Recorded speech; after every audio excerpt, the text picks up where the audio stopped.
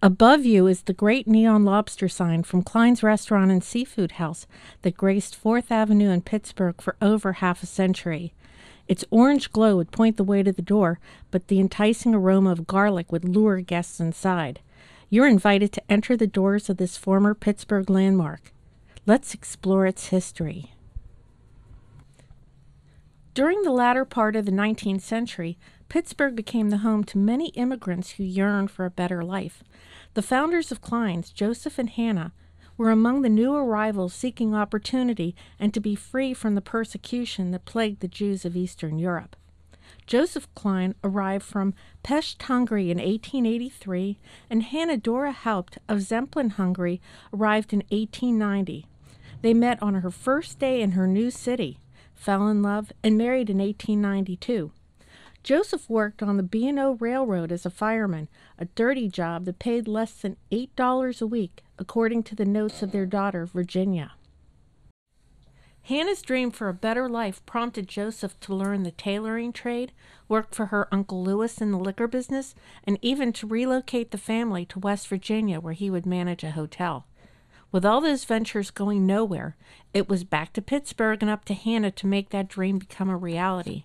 With a small loan from family members, Hannah rented a space in the 700 block of 5th Avenue and got down on her hands and knees to scrub until her meticulous standards for cleanliness were met. She was ready to launch what would become one of Pittsburgh's most important dining institutions. When Kleins first opened in 1900, according to daughter Virginia's notes, Hannah took advice from guests on how to improve her culinary skills. With items on the menu such as bologna and eggs, handmade coleslaw, and 3 prunes to a serving, folks could fill up on 10 cents and linger to play cards or chess in this new and busy neighborhood hotspot. As the business expanded, Hannah's veal chops and German fried potatoes took center stage on the menu. This was welcome fare to the vaudeville superstars of the day, such as Eddie Cantor, Georgie Jessel, and the great Houdini, who stopped by for a nice hot kosher meal after the theaters closed for the night. During the daytime, ladies were served in the upstairs dining room because sitting alongside the men was considered unacceptable for ladies of those times. Kleins maintained its Hungarian tradition throughout several relocations during this time. Strict adherence to the standards of a kosher kitchen lessened as attitudes started to change. A new Pittsburgh emerged from the great St. Patrick's Day flood in 1936, and so did the recently relocated Kleins with its new look and menu. A far departure from the strictly Eastern European fare, the menu now included the flavors of New Orleans, thanks to Jim Marshall, the famed oysterman who joined the staff on son Samuel's insistence. Back then, Jewish households commonly maintained a kosher kitchen, but once outside the confines of the home, many Jewish palates sought the forbidden flavors of shrimp, crab, and lobster.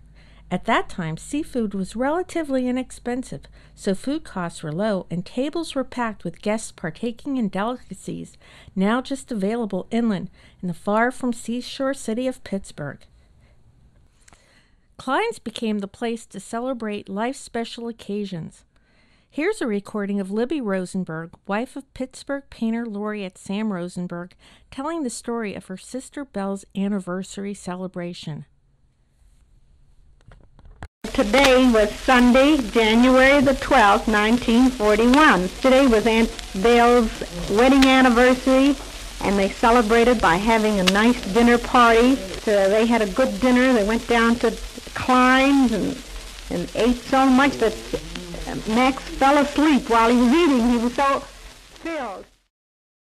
With its 4th Avenue location established, Kleins Restaurant was firmly planted in Pittsburgh's financial district. Power brokers lunched during the day, and fashionable couples dined in the evenings. Noted performers such as Isaac Stern and Joan Crawford stopped by while in Pittsburgh because Kleins was considered one of the best, if not the best place in town. The bustling energy began once inside the revolving glass door. Guests would be greeted by Joseph and Hannah's children, Sidney, Virginia, and Sam, who passed their legacy on to the next 2 generations. Although crustacean dominated throughout these years, Hannah's Hungarian specialties still graced the menu until the final days when the doors closed in 1992. You're invited to peruse the menu from January 21st, 1948, and think back to those delicious days of Kleins.